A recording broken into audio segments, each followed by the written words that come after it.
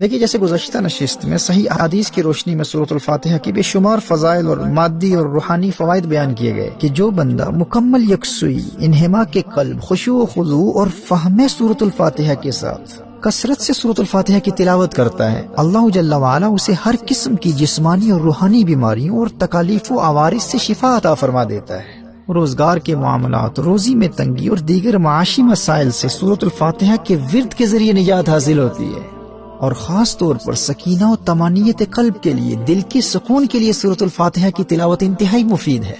جب بھی دل میں بے چینی، اضطراب اور بے سکونی کی کیفیت محسوس کرو تو کثرت سے سورۃ الفاتحہ کی تلاوت کرو، اور پھر دیکھو سورۃ الفاتحہ کیسے تمہارے من میں چراغاں کر کے تمہارے دل کی ویران بستی کو آباد کر دیتی ہے۔ تمہیں سکون کی دولت نصیب ہوگی۔ یوں ہی اگر آپ کو لگتا ہے کہ لوگ آپ سے محبت نہیں کرتے، کوئی آپ کو پسند نہیں کرتا، سب نفرت کرتے ہیں، پیار کوئی نہیں کرتا، تو یاد رکھنا، جو جس قدر خلوص اور پیار کے ساتھ سورۃ الفاتحہ کی تلاوت کرتا ہے، اللہ جل وعلا لوگوں کے دلوں میں اس کی اتنی ہی محبت پیدا فرما دیتا ہے۔ یہ سورۃ الفاتحہ کی کثرت سے تلاوت کی برکت ہے کہ یہ انسان کو اللہ کی مخلوق کا محبوب بنا دیتی ہے، لوگ اس سے پیار کرتے ہیں۔ The most hated person becomes the most beloved of people with the blessings of the recitation of سورۃ الفاتحہ۔ اور اگر کسی کا حافظہ کمزور ہے تو وہ کثرت سے سورۃ الفاتحہ کی تلاوت کرے، اللہ جل وعلا اس کے حافظے کو تقویت عطا فرما دے گا۔ مختلف قسم کی ذہنی بیماریوں کا علاج سورۃ الفاتحہ کی تلاوت میں ہے، اور خاص طور پر جو شخص ڈپریشن کے مرض میں مبتلا ہے، وہ جتنی توجہ کے ساتھ سورۃ الفاتحہ کی تلاوت کرتا ہے، اللہ جل وعلا اتنا ہی جلدی اسے ڈپریشن کے مرض سے شفا یاب کر دیتا ہے۔ اسی طرح دشمنوں کے مقابلے میں فتح حاصل کرنے کے لیے، امتحانات میں کامیابی کے لیے، کسی کمپٹیشن میں فتح حاصل کرنے کے لیے، اور زندگی کے ہر میدان میں سورۃ الفاتحہ فتح سے ہمکنار فرماتی ہے۔ اس مبارک سورت کی روحانی فورسز کے ذریعے شیطانی اثرات، جنات کے حملوں، نظر بد، مرگی، آسیب اور ہر قسم کے جادو کا خاتمہ کیا جاتا ہے۔ صحابہ کرام علیہم رضوان تو خاص طور پر شیطانی اثرات اور جنات کے اثرات کا خاتمہ سورۃ الفاتحہ کے ذریعے کیا کرتے تھے۔ صحیح احادیث اور شارحین کی آراء کی روشنی میں اس پر تفصیلی کلام ہو چکا، لیکن سوال یہ پیدا ہوتا ہے کہ عام طور پر لوگ یہ تمام فوائد حاصل کیوں نہیں کرتے؟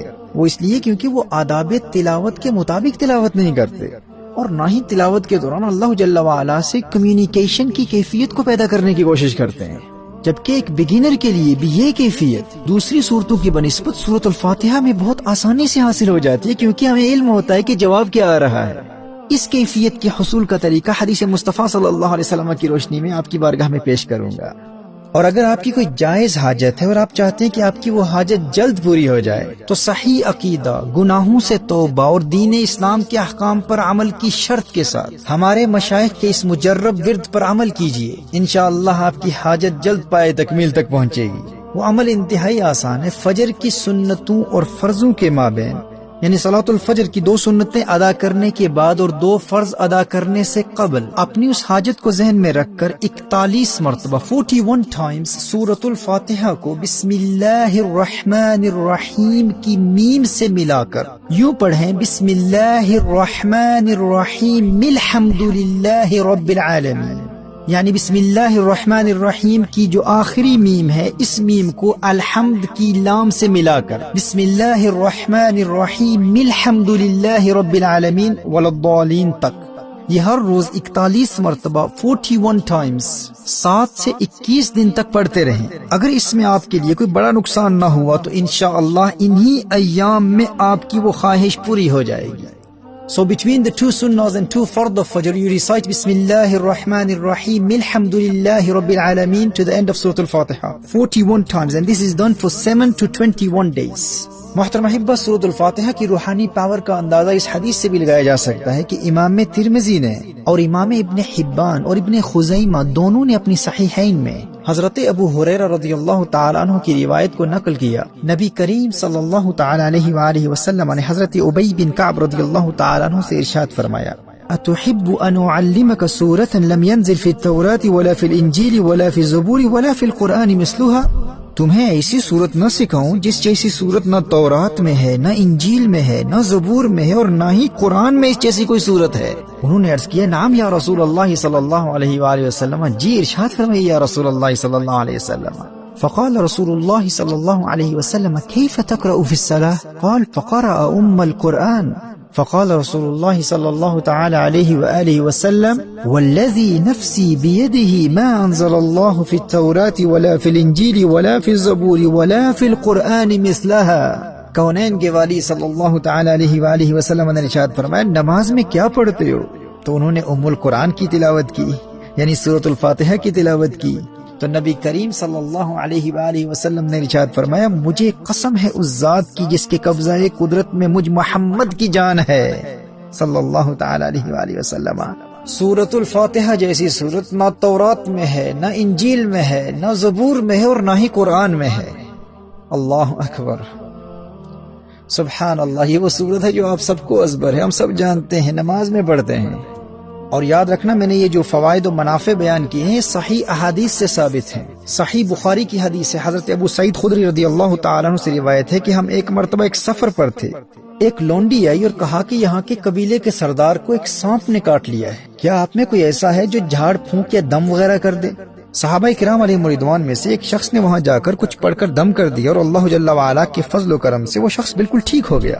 جب بعد میں اس صحابی سے پوچھا گیا کہ کیا آپ کوئی جھاڑ پھونک یا دم وغیرہ بھی کرتے ہیں، آپ کو بھی اس چیز کا علم ہے؟ تو صحابی نے فرمایا کہ میں نے سورۃ الفاتحہ پڑھ کر دم کیا تھا. یہ صحیح بخاری کی حدیث ہے.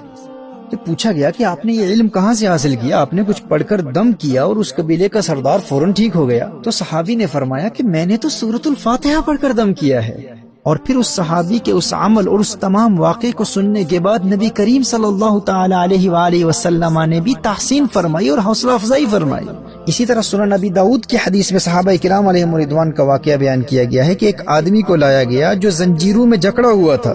لوگوں نے کہا کہ یہ پاگل ہے اور تم محمد صلی اللہ تعالی علیہ وآلہ وسلم کے ساتھی ہو، اس پر کچھ ایسا پڑھو کہ یہ ٹھیک ہو جائے. صحابہ کرام علیہم رضوان اس شخص پر صبح و شام تین مرتبہ سورۃ الفاتحہ پڑھ کر دم کرتے. چند دنوں کے عمل کے بعد وہ شخص ایسا صحتیاب اور خوش و خرم نظر آنے لگا جیسا کہ کوئی غلام ہو اور اسے آزاد کر دیا گیا ہو. تو یاد رکھیے سورۃ الفاتحہ پڑھ کر مریض پر دم کرنا یہ کوئی بدعت نہیں ہے، صحیح بخاری اور صحیح ستہ کی دیگر صحیح احادیث سے ثابت مسنون عمل ہے.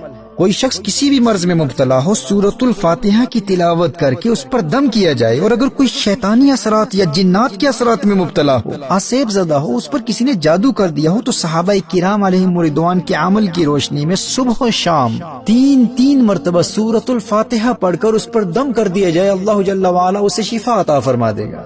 اور عام حالات میں بھی کثرت سے سورۃ الفاتحہ کی تلاوت کرنے والے کو وہ تمام روحانی اور مادی فوائد حاصل ہوں گے جن کا ذکر میں ابتدا میں کر چکا.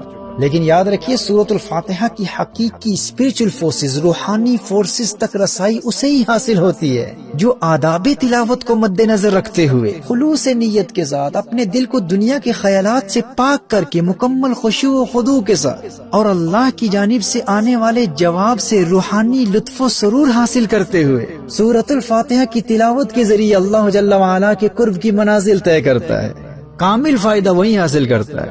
لیکن اس کے فیوز و برکات سے زیادہ فائدہ حاصل کرنے کے لیے یقیناً آپ بھی اب اللہ جل وعلا کی جانب سے آنے والے جواب کو سننے کے لیے بہت بے تاب اور ایکسائٹڈ ہوں گے کہ آخر وہ جواب ہے کیا. تو سماعت فرمائیے.